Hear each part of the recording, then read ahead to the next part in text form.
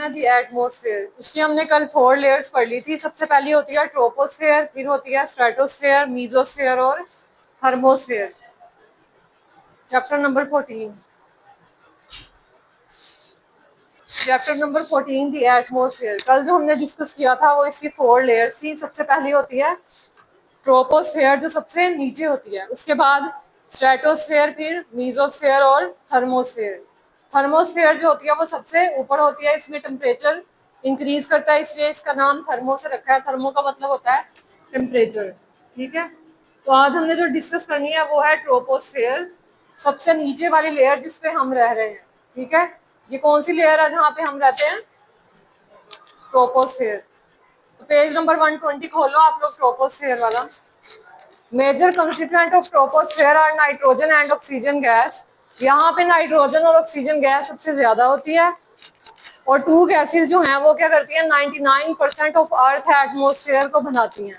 ठीक है, अर्थ में जितनी भी गैसेस हैं उनमें 99% जो है वो कौन कौन सी है? नाइट्रोजन और oxygen.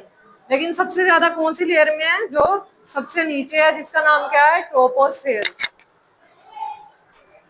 Concentration of carbon dioxide और वाटर वेपर्स जो है वो नेग्लिजिबल, यानी कि बहुत कम होते हैं। कार्बन डाइऑक्साइड और वाटर वेपर्स बहुत कम है, ना होने के बराबर। ठीक है, सबसे ज्यादा कौन सी है? ऑक्सीजन और नाइट्रोजन। और ये दोनों ही जो है वो इम्पोर्टेंट रोल प्ले करते हैं, कार्बन डाइऑक्साइड और वाटर वेपर्स, लेकिन होते बहुत कम है ये। Both of these gases allow visible light to pass through. अब क्या करती हैं इन दोनों गैसेस का काम क्या है?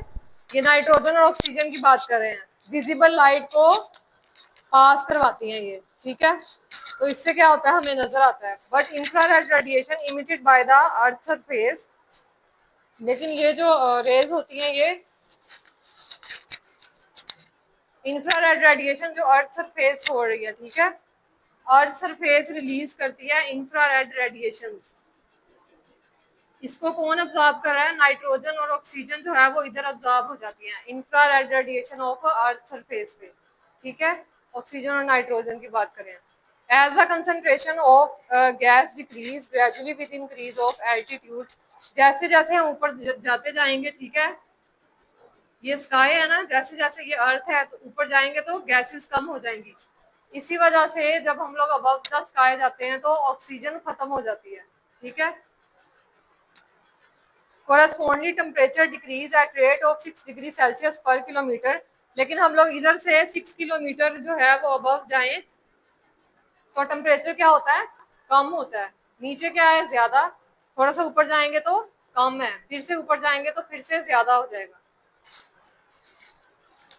This is the region where all weathers occur, almost all aircraft fly in this region. अब जो 6 किलोमीटर से अबव है इस रीजन में क्या है? एयरक्राफ्ट यानी एरोप्लेन्स वगैरह। ठीक है, वो यहाँ पे फ्लाई करते हैं इस लेयर में, इससे ऊपर नहीं जा सकते वो। ठीक है, तो अबव द 6 किलोमीटर अबव जो है वो क्या है? एयरक्राफ्ट हैं। उसके बाद नेक्स्ट है स्ट्रेटोस्फेयर। स्ट्रेटोस्फेयर जो है ऐसा रीजन है ट्रोपोस्फेयर से अबव है। ये नीचे सबसे क्या था? ट्रोपोस्फेयर वाली लेयर है, उससे ऊपर क्या है? स्ट्रेटोस्फेयर। इसमें टेम्परेचर जो है वो 2 डिग्री सेल्सियस ज्यादा हो जाता है। ठीक है, यहाँ पे कितना था टेम्परेचर? 6 डिग्री सेल्सियस पर किलोमीटर के हिसाब से बढ़ता है। ठीक है, जब यहाँ पे आ जाएंगे सेकंड लेयर में तो 2 डिग्री सेल्सियस इंक्रीज करेगा। यहाँ पे 6 डिग्री सेल्सियस इंक्रीज कर रहा था। ठीक है, यहाँ पे आगे 2 डिग्री सेल्सियस और ज्यादा होने लग जाएगा। The presence of ozone in this region is responsible for the rise of temperature. अब यहाँ पे टेम्परेचर इंक्रीज क्यों होता है? क्योंकि यहाँ पे ओजोन लेयर होती है। ओजोन लेयर की वजह से यहाँ पे टेम्परेचर इंक्रीज कर जाएगा, ओजोन लेयर। ठीक है, within this region temperature increase as altitude increase. Altitude का मतलब है कि जितना हम अबव जाएंगे। ठीक है, तो जैसे जैसे एल्टीट्यूड इंक्रीज करेगा तो टेम्परेचर इंक्रीज करेगा। Lower layer temperature is about -58। सबसे नीचे जहाँ पे हम रह रहे हैं उसका लोवेस्ट टेम्परेचर क्या? -58 डिग्री सेल्सियस। जमीन से भी नीचे जाके उन्होंने टेम्परेचर को देखा है। ठीक है, तो अभी कितना होगा टेम्परेचर? 36 डिग्री सेल्सियस होगा। ठीक है, और अगर हम लोग इससे जमीन से नीचे जाते जाएं तो माइनस में होगा। ठीक है, तो -58 डिग्री सेल्सियस तक टेम्परेचर है। And upper layer is about 2 degree Celsius अब ऊपर वाली लेयर क्या है, 2 डिग्री सेल्सियस टेम्परेचर राइज हो गया है। Since ozone in the upper layer observe high energy ultraviolet radiation from the sun. अब ओजोन लेयर का काम क्या होता है, सूरज से अल्ट्रावायलेट रेडिएशन आ रही है, ठीक है। यहाँ पे लगी हुई है ओजोन लेयर जो इसको ऑब्जर्व कर लेती है, ठीक है। सूरज की रोशनी को यहाँ से ओजोन लेयर ऑब्जर्व कर लेती है, जिसकी वजह से टेम्परेचर जो है वो ज्यादा हाई नहीं हो सकता। ओजोन लेयर का ये काम है। उसके बाद रिएक्शन दिया हुआ है उन्होंने, O3 किसका फार्मूला है, ओजोन का। ओजोन क्या बनाती है, ऑक्सीजन और मोनोएटॉमिक ऑक्सीजन। मोनोएटॉमिक का मतलब है कि ऑक्सीजन का एक एटम, ठीक है। इसलिए उन्होंने लिखा हुआ है since ozone in the upper layer observe high energy ultraviolet radiation from the sun, it breaks into monoatomic and diatomic oxygen.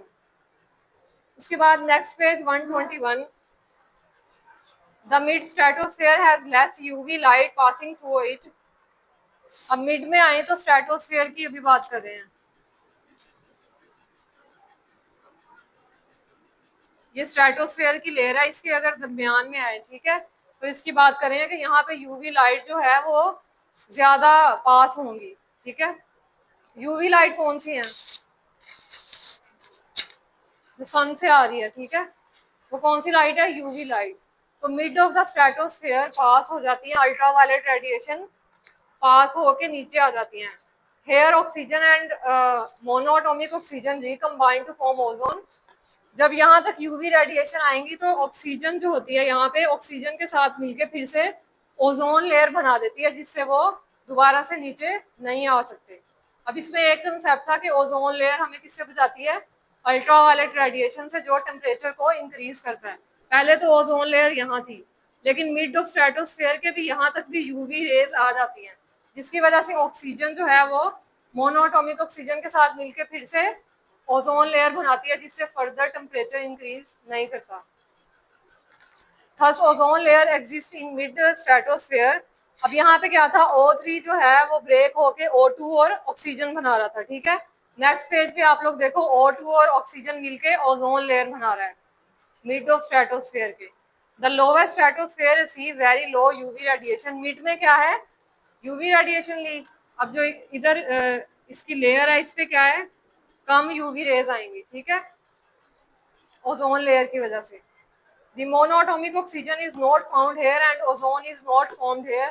अब जो नीचे वाली लेयर है यहाँ पे ओजोन लेयर नहीं बनेगी, ठीक है, क्योंकि यहाँ पे O2 तो होती है लेकिन ऑक्सीजन नहीं होती।